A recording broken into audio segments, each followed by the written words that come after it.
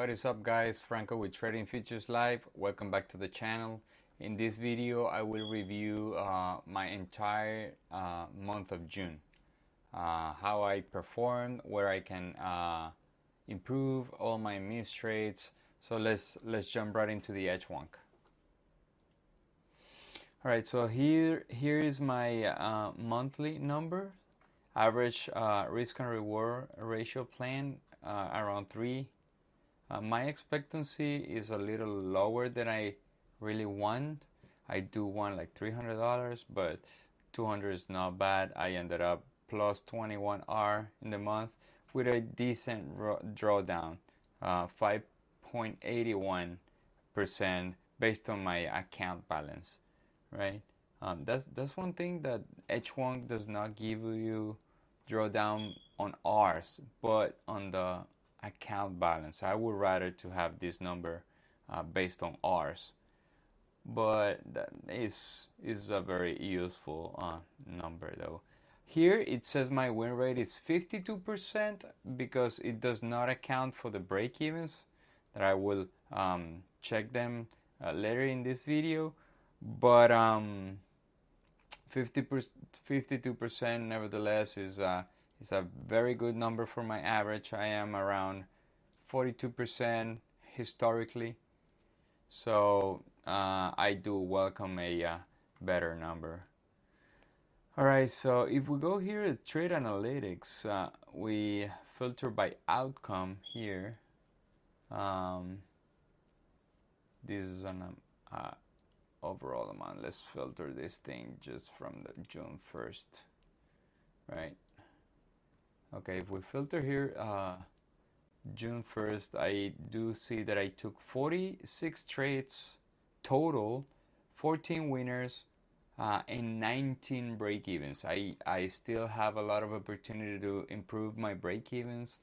I did take a couple of double trades, meaning if I'm stopped out break-even, I will wait for the tick chart or the tick chart to give me the second entry. I did took some of them this month, but I certainly need to do some more work to see if I can improve and lower this and getting this number a little bit higher, right?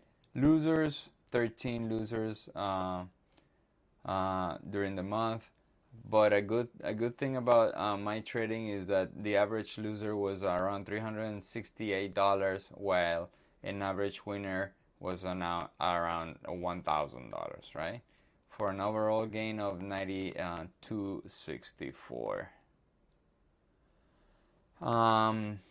My average plan, no, my on the winners I made a 35R.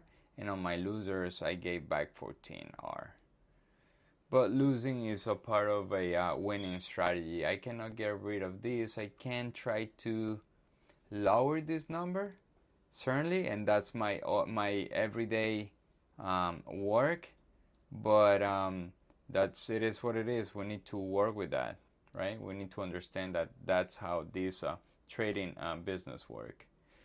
If we go to the chart, I like to comment about this. Look, let's go to the R distribution. Now, the R distribution, I did have a 4-to-1 trade, and I did have few 3, but overall it's between 2 and 3. That's my R distribution for all my trades. I never lost more than 1R, and this is very important. I do keep my my losses tight, meaning 1R. I could lose a lot of trades. As a matter of fact, here I do have 12 losses, right? But all of them are not more than 1R. Here the filter says between -1 and 1.5. That's probably a slippage trade, or my stop got slipped somehow and I probably lost 1.1R, but it's nothing that I'm losing like 4 or 5Rs. That's where you want to work on. That you want to keep your losing trades tight and try to get more like move this chart more like this, right? You want to see more like 4 or 5 to 1s. But that's not the chart that I did want to show. Right, we can see the equity graph. That's fine. But I want to compare this with my custom statistics, right? And here is where you learn. Like, you get your custom statistics here, and if you see here, ADD on the wrong side of the trade, less winners than in the right side of the trade. What tells me that? That the ADD being on the right side of the trade, meaning if I'm shorting, I want the ADD negative. Is that a requirement? Is not, but here the numbers are showing you that is a higher probability and higher profitability on the trades that are on the right side of the trade. That means if the ADD is positive, I want to go long. If the ADD is negative, I want to go short, right? Also, coherent and not coherent, this is a no-brainer. ADD coherent, meaning if it's the trend on the ADD, meaning is creating higher highs and higher lows, I want to focus my trading on the longs. Whereas when the ADD is not coherent, I do lose money. It's not even that I make less money. No. I lose money. And here is showing it. The Edgewonk is giving me the information. So what do I have to do? I try to avoid the trades that are when the ADD is not trending in my direction that I want to trade. Meaning, if it's creating higher highs and higher lows, I shouldn't be going short, because this thing is telling me that I don't win those trades, right? That's one thing that I want to show you. The other one is this, and this is a beauty.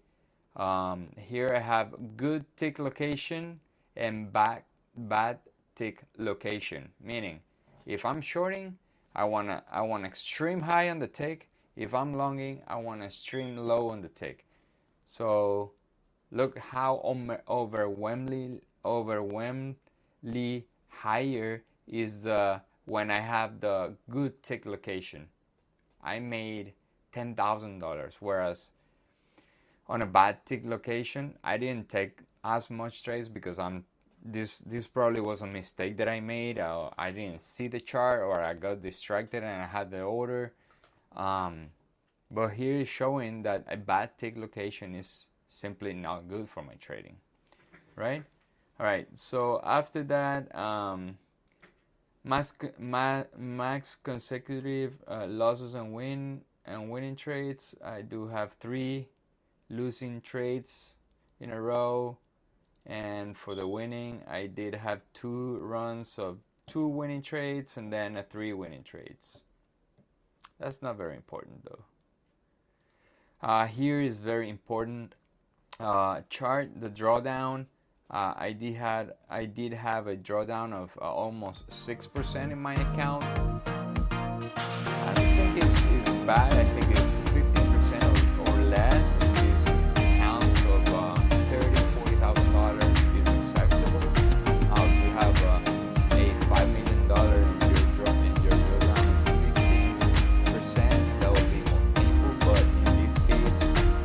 Less than 15% is acceptable, but what is good is that I had a consistent equity peak every time I went into a drawdown, right? There's a lot of work to do for me, certainly in the break evens. Also, I want to check this. Let's go to the missed trades. Look how many. I had 1, 2, 3, 4, 5, 6, 7, 8 missed trades, and this is the ones that are very evident. I try not to like mark off a missed trade for whatever reason. I better try. Look, I started this logging a lot more, like every zone that I spotted and I didn't take it, I put it there. Now I'm more selective because I want to be realistic on why I would have taken or I would have not taken. So these are the trades that I certainly could have taken easily, and I just got distracted, or for whatever reason I did not take, right? So if we go to the analysis, I missed a lot of profits, right? And the real is even lower than the miss trades, right? I need to invert these two graphs. I need to invert them to for me to capitalize on my system, right? Here's some more numbers about the expectancy and the averages of the miss trades against my trading. And then finally, I love this chart. This is one of the most the features that I like most about the Edgewonk is the ability of give you a fast forward Monte Carlo simulation, right? I just created a simulation, right? My win rate is around 41%. That's historically what I have done, right? My average gain is around $700. My average loss is minus $340. But here's what I love about this feature is that the longest winning streak I could have up to 28. I'm certainly improved this number. I was around like 12 and 12. Now my winning streak is getting a lot better, and my losing streak is still high, 9 trades. But I know that can happen to me, and it happened to me last month. The month of May was a very frustrating month. I was taking loss after loss, loser after loser, and psychologically it's very hard to overcome, because you do not understand how you can, yes, you can make 10 winners in a row, but you cannot make 10 losers in a row. Yes, that can happen at any time. The market is very dynamic. The market changes, and we as traders, we are mental athletes. We want to be mental athletes and be able to adapt, to change our perspective, to change while we're trading, right? So we want to profit. We don't want to predict per se. I know it's hard not to try to predict while we trade, but we just have to execute. If the plan is sound, it'll give you money, right? So we don't want to predict, because when we try to predict, for instance, that's my own personal experience. When I try to predict and I lose, it's like I don't even, it's not only that I lost the money, but my ego gets involved. And I know this thing is very hard to, change, but that's a thing that I've been working the last 4 or 5 years, and I still work every day. So I want to get better at that, right? So with that, this is the recap of my month of June, right? The first week of July, I will be on vacation, but I will come back the second week. So see you all 9:20 every morning. Please like, subscribe, and share. That helps us with the algo. Bye now. Hey everyone. Thanks for joining me. Thank you, Franco. This is my monthly recap for the month of June 2022. It was not a good month for me. I am flat. I am plus 0.4 R. Essentially, I am flat. I had 10 losers and 5 winners. I took very few trades this month, as you can see here on the calendar. I traded the Monday of this week and then only the Thursday of this week. I only took 2 trades this next week, 9 trades the third week, 2 trades last week, and 2 trades on this day of this current week. So I took very few trades. I had 33% winners, 2-to-1 trades, which is a recipe to be flat, which is exactly what I was.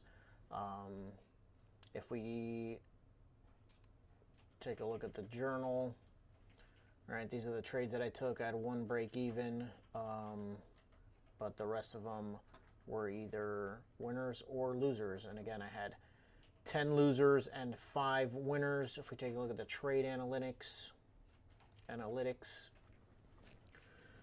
you'll see here I took 16 trades overall. One was a break even. It was negative $50, but essentially I consider that a break even trade. It hit, it got to T1 and then got stopped out for a small loss. So between the profit and the loss, that was a break even trade.